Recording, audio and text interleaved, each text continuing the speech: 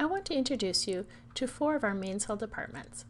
We have the Participant-Directed Services, the Financial Management Services, Implementation, and Programming and Quality Assurance.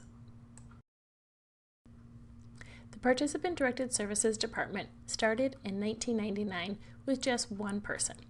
Now, in 2021, the PDS team has members working in both Minnesota and in California with a total of 7 team members. Let's learn a little bit more about the PDS department. So I'm here with Haley Cheetah and Stephanie Burgraff, who are the lead PDS managers in our PDS department. And I'm Jason Berquist, and I'm the director of the PDS department. And we're here to answer some of your questions about our department. So Haley, I'm going to start with you. People might have heard of the PDS department before, but under different names. What else has our department been called? Our department's been called many things, anything from CDCS, 503, CDO, PDS, FMS, self-direction, self-determination. It even was once called 502 when I initially started at Mains'l. The name differs a little bit by state, and it's evolved over time in changes in what the state calls the service. Currently, we're choosing to call it PDS internally, which stands for Participant Directed Services. However, externally in both Minnesota and California, our services are referred to as FMS. Great, thank you. Steph, so what is self-direction or participant-directed services, and what programs are available? Self-directed services means that participants or their representatives, if they have one, have the decision-making power and take responsibility to manage their services with help from a big support system. This model is an alternative to the way traditional services are delivered. Self-direction allows participants to take responsibility for managing all aspects of their services through a person-centered process. Self-direction promotes personal choice and control over the delivery of services, including how services are provided and who provides them. In California, we have quite a few different programs. We have FMS nursing, respite, daycare, transportation, and the newest one is the self-determination program. In Minnesota, we have the Consumer-Directed Community Supports, better known as CDCS, and the Consumer Support Grant, which is also known as CSG. Thanks, Steph. So in most self-direction programs, people have a budget. Haley, what can the participants use their budget for? The services in Minnesota and California are very similar, but some of the items they can purchase differ a little bit. However, both Minnesota and California, the intent is to tailor to the individual receiving services and directly relate to their disability. So while something might be approved for someone, it's not approved for someone else. Some examples of services they can purchase are staffing, day programs, ILS services, lawn care, snow removal, nursing, home cleaning. They could pay to go to camp. They can purchase PCA services from a PCA provider. Some of the goods that they can purchase in their plan might include sensory items, technology, home modifications.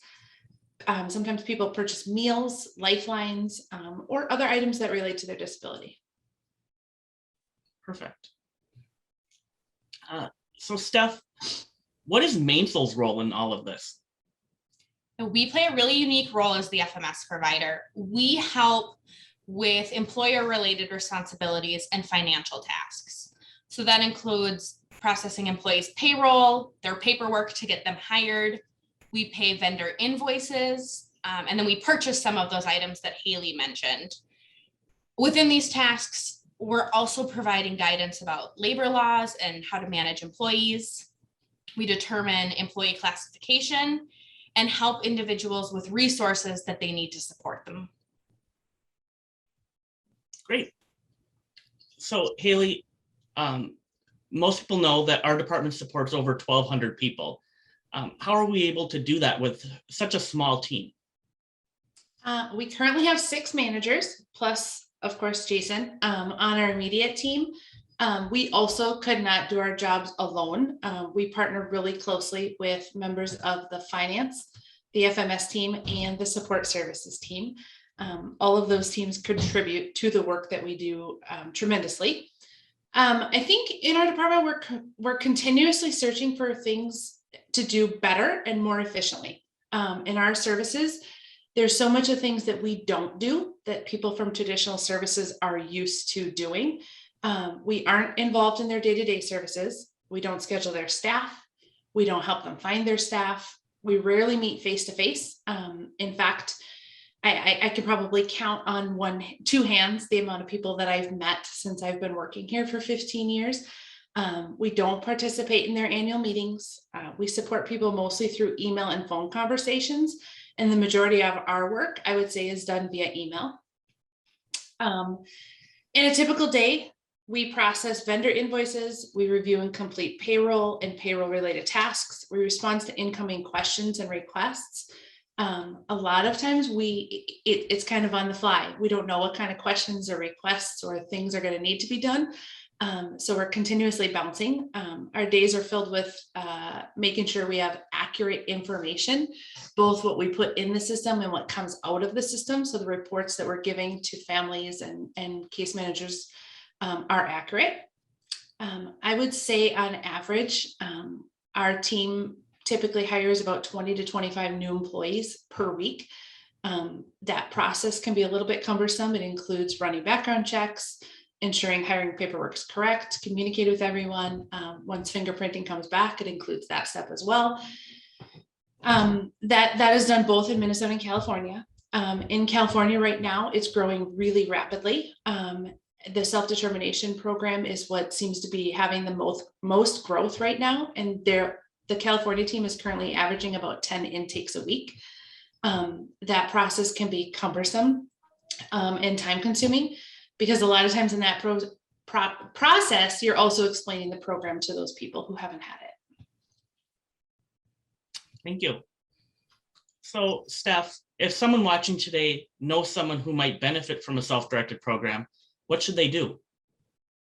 Well, self-determination is an option for everyone. In Minnesota, if people are receiving waivered services or receive a consumer support grant, they're eligible to direct their own services.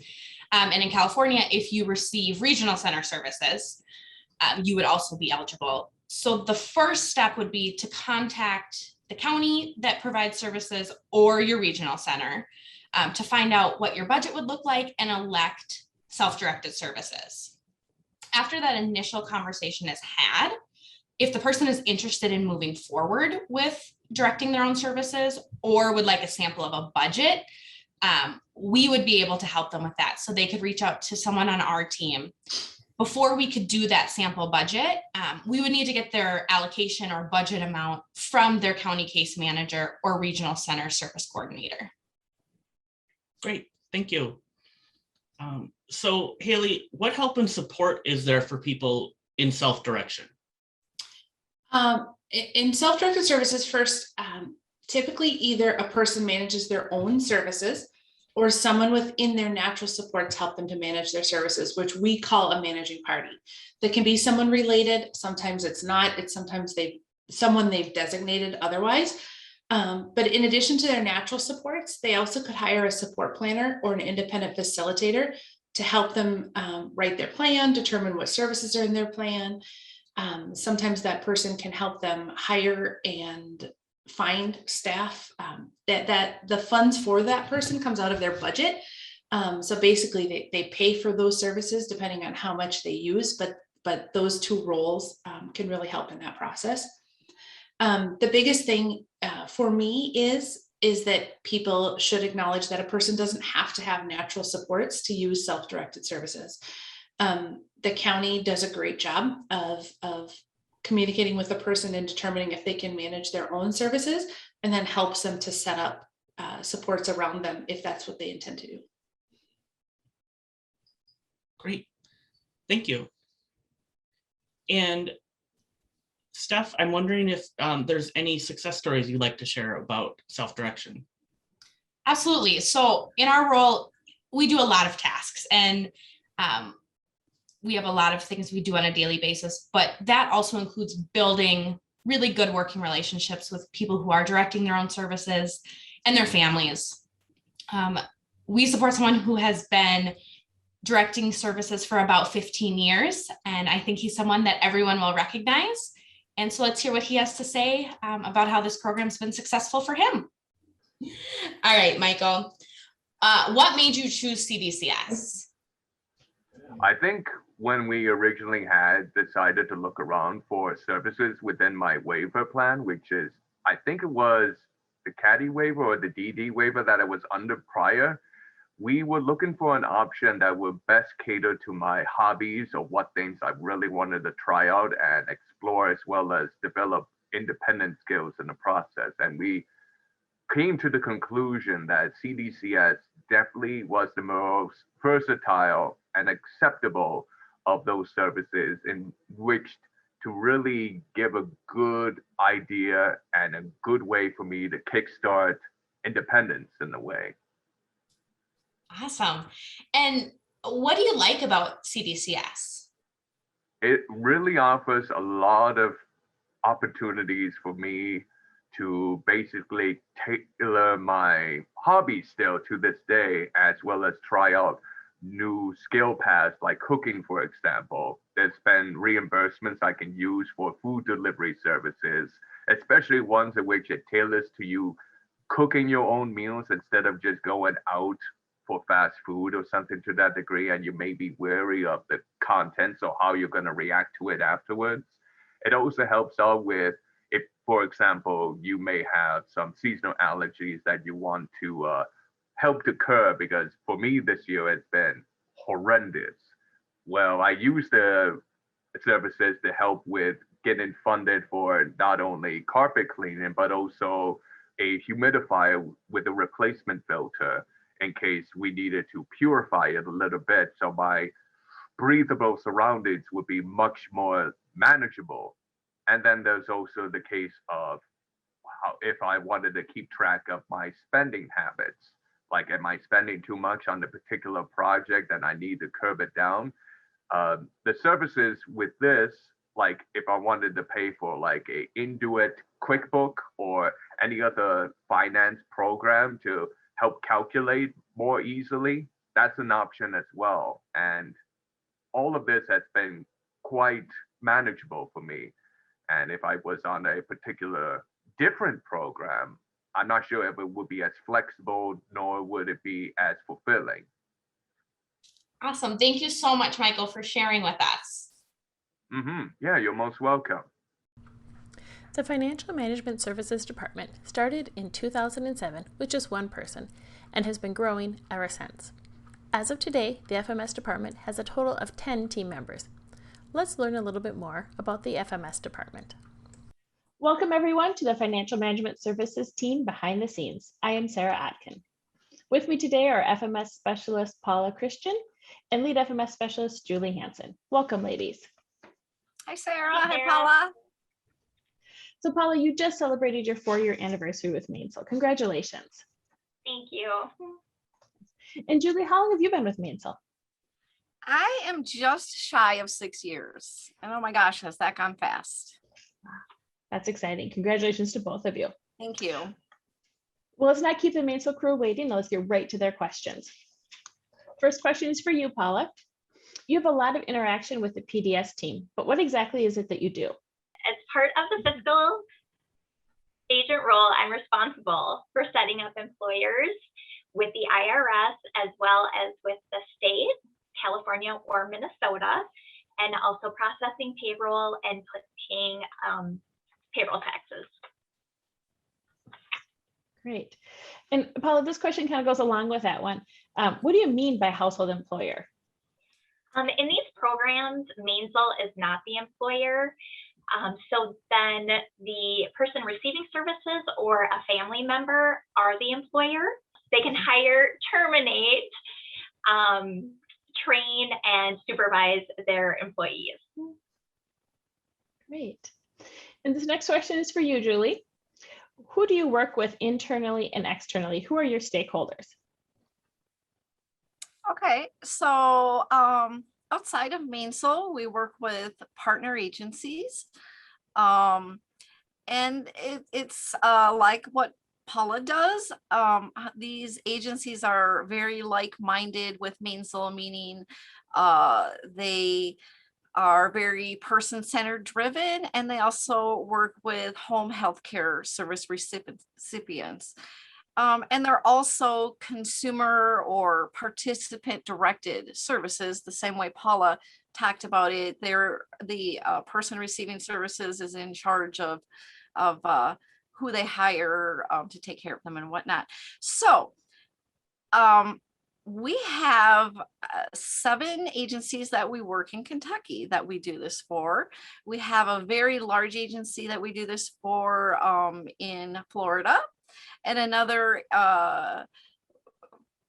person that works, another FMS specialist takes care of veterans that are all around Florida in the same capacity. So in order to do this, and we also do the payroll and the payroll taxes and whatnot. And in order to do this, we work internally while Sarah, with your team, when we're onboarding a new agency partner that wants to work with us, your team, we will work really close with them so that we can make sure we're giving them all of the things that they want. We also work internally with Jim in the FMS IT people, because these agencies that are our partners use the software that is our in-house software. So we work very closely with them, along with our team, our FMS specialist team inside, and we collaborate daily, trying to give these partner agencies what they need. Great. Thank you, Julie. You're welcome. And Julie, this is actually another one for you as well. Do you need to have a lot of payroll and tax knowledge to work in your area of expertise? That's a good question. And it comes up pretty much every time we're looking to add additions to our department. I'm going to say yes and no. I think a lot of us do come from extensive payroll backgrounds. We have 4-year degrees. We even have somebody who has a master's degree. However, and all of that has benefited us very greatly in our training and learning what we need to do to support these partner agencies. However, our industry is a different duck, as they say. I don't think any one of us have come in, even with payroll and tax experience, with the understanding on how this industry affects the payroll that we're going to do for them or the taxes that we're going to do with them. So we have had people come in with no payroll and tax experience and have done really, really well. So I think it really depends on the person. I think what somebody needs to understand, we have a great training program. I think there's so much hands-on experience. There's a lot of manuals we've taken time to create. But I think what a person needs to understand, whether you have experience or not, you're going to be constantly learning. And I've been here, as I said, almost 6 years, and I'm still challenged with different tax situations that I've never dealt with before, or different payroll situations. So the person coming in needs to understand you're going to be learning constantly, and you're not going to have the knowledge right away. It will take time. Great. Thank you, Julie. Mm-hmm. Paula, this question is for you. How are the FEA and veterans programs different from the other programs that the FMS team supports? I would say the main difference is the household employer and employee setup. Our California, Minnesota, and Florida veterans programs, like I stated earlier, we set that information up. But with the other programs and agencies we work with, they do that portion of that. Thank you, Paula. Julie, I'll let you answer this next one. Can you elaborate on the types of taxes and how often you have to prepare the taxes for the partner agencies? Sure. I will keep it short because I think some people will get very glazed over when we talk about taxes. I like them. I'm a reconciling girl, so it excites me.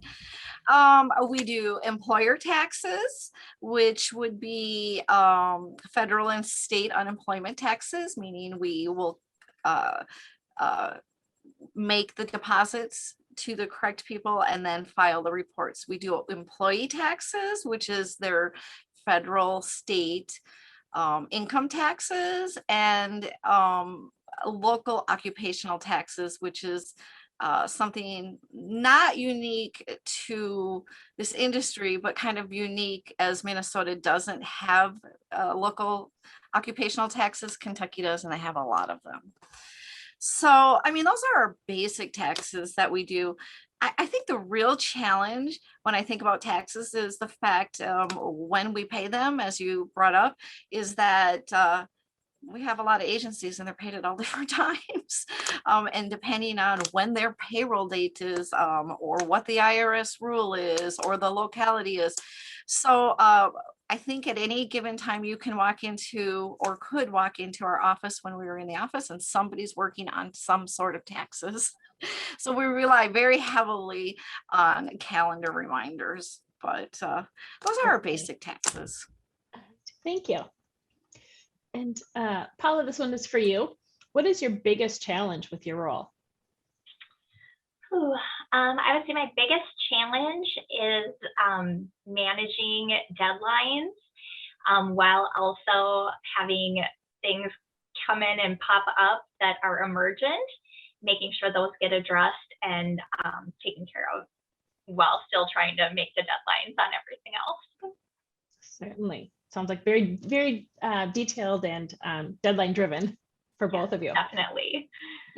Good. Julie, another question for you. How did things change to when we switched to working from home? How did that change how you do what you do? Another good question. So it didn't change the end result. Let's just say we still had to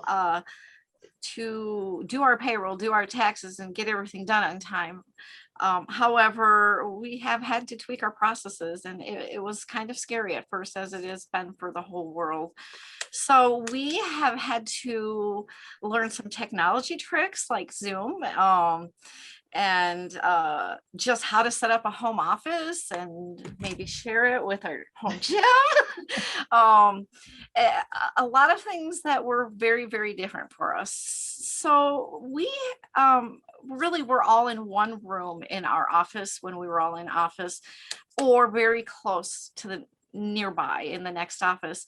So I think the biggest challenge for us getting our job done is learning how to communicate when we're not right next door, or we can't slide our desk chair over to the other person, because we are very team oriented.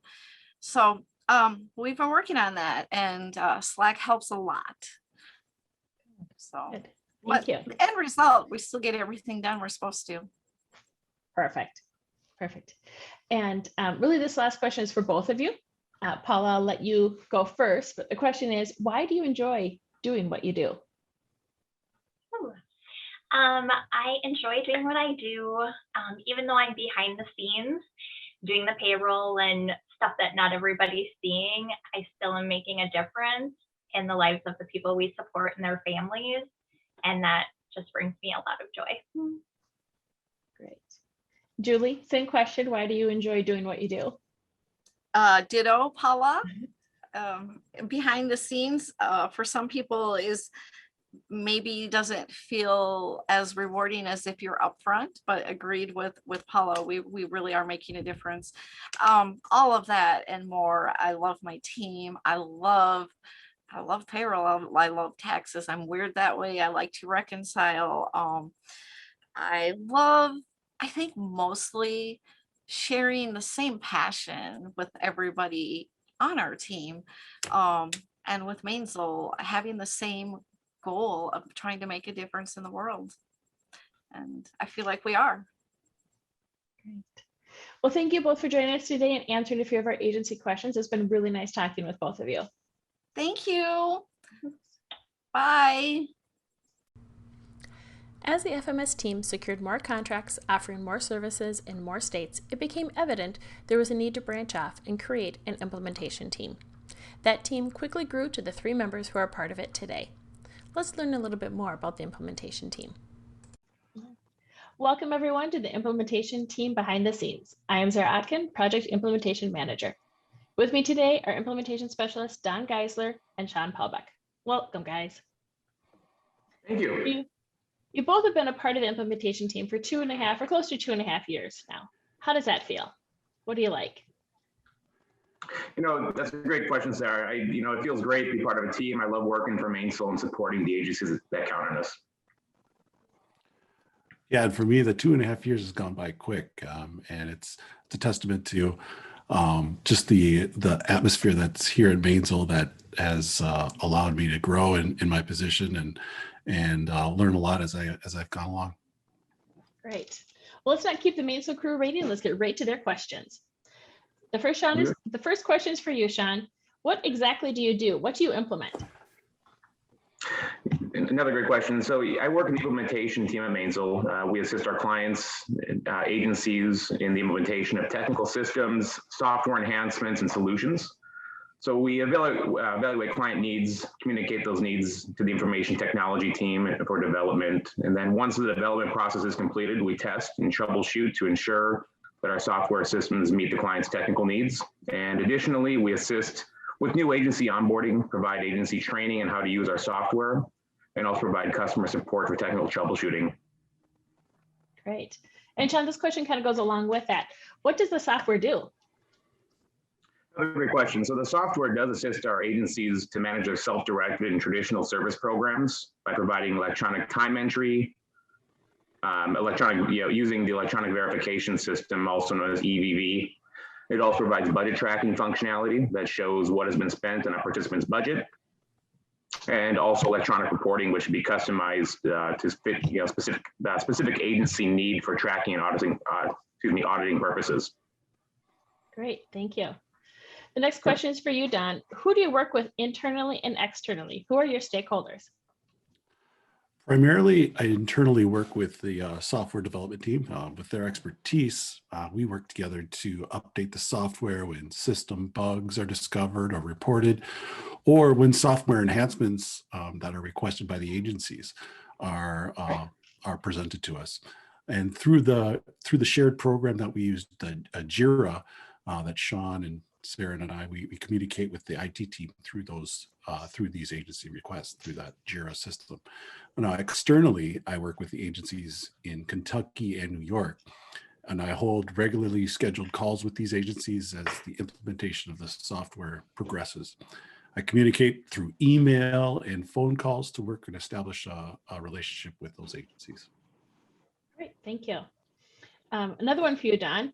Do you have to have programming knowledge to work in your area of expertise? No, not at all.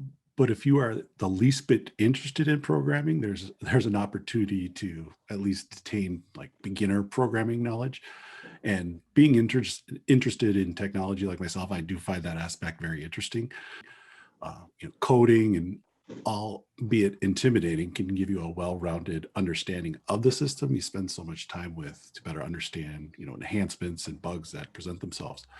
But again, by no means is programming necessary. Great, thank you, Don. Sean, this question is for you. How many people use the software? We have 22 agency partners in 4 states. That includes Minnesota, Florida, New York, and Kentucky. And that supports approximately 10,500 people. Out of that support staff, there's approximately 30,000 people that use the software. Wow. All right, Don, I'll let you answer this next one. Who are the people that actually use the software? Those would be individuals who are supported through the various agency programs, their employees, the representatives, the case managers, brokers, vendors, and the administrative staff. Great, thank you. Sean, another one for you. What is your biggest challenge in your role? So the biggest challenge in our role would be understanding issues or errors that agencies provide to us. It can be difficult to understand an issue, especially when not enough information is being provided. We generally like to take that information that the client provides tested and replicated so we can provide that information to information technology or IT. That way it makes the process a lot easier for IT to pinpoint the issue, develop a solution, and get the system back on track for the client in a timely manner. When not enough information is provided, it can definitely delay the process, which would be considered my biggest challenge that I face. Great, thanks, Sean. Sure, thank you. And Don, another one for you. How did the change to working from home affect how you do what you do? Well, at first glance, it seemed kind of daunting, but thanks to a team of professionals dedicated to making the current situation work, I feel like I was able to learn more in a shorter amount of time. It required me to be independent and finding the answers for myself. And once we incorporated Slack, which is a communication software that allows us to instant message or even call each other and share screens. Because of this, it seemed like I was able to get my answers faster. And I think this is a testament to the IT team and their willingness to be able to be available and answer questions immediately when asked. Thank you. And our final question today, and this is for each of you. Sean, I'll let you go first. What do you enjoy? Why do you enjoy what you do? I enjoy communicating with our agency contacts. We build relationships with them, and seeing projects come together is just an awesome feeling. I also enjoy testing and troubleshooting systems to make sure they fit our client needs. And I'd say the thing I'd say I probably enjoy the most be working directly with my implementation team members, such as you guys, the QA team, IT team, and the FMS team on a daily basis. Thanks, Sean. Thank and you. Don, why do you enjoy what you do? Well, if you haven't noticed yet, I'm just so thrilled to work with a great team of people. That is, for me, what makes this job so enjoyable. The people I get to work with are just so much fun and so great. I've never felt like I've been left out on an island to fend for myself. Everyone is just a Slack message or an email away from getting answers. And I've worked in large banks in years past, so I know what it feels like to be just an employee ID. But that is what separates, I think, Mains'l from my past job experiences. I truly feel part of something that is growing and evolving, which excites me for the future. Great. Well, thank you boys both for joining us today and answering a few of our agency's questions. It's been really nice talking with you. Thank you very much, Sarah. Appreciate it. Thank you. Thank you.